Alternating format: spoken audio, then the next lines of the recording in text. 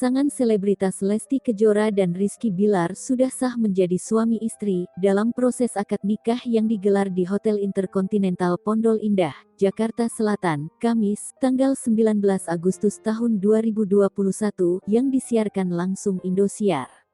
Rizky Bilar yang mengenakan beskap adat Sunda berwarna putih tampak gagah dalam menjalani proses pernikahannya dengan Lesti Kejora. Rizky Bilar sangat khusyuk dan meresapi prosesi akad nikah. Bilar tampak menangis haru sebelum membacakan ijab kabul di depan penghulu, saksi, keluarga, dan tentunya Lesti Kejora. Saat duduk di area pembacaan ijab kabul, Rizky Bilar terlihat tegang. Ia pun sesekali menunduk dan juga menatap ke penghulu.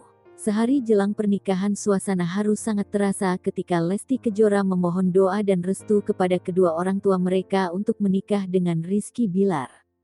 Dibalut kebaya berwarna kuning, Lesti memohon untuk didoakan karena besok Kamis, tanggal 19 Agustus tahun 2021, ia akan melangsungkan akad nikah dengan Rizky Bilar. Suasana semakin haru ketika Lesti menegaskan ia tak akan meninggalkan keluarganya meski sudah menikah. Sembari berurai air mata, Lesti berjanji tak akan meninggalkan keluarga kecilnya itu.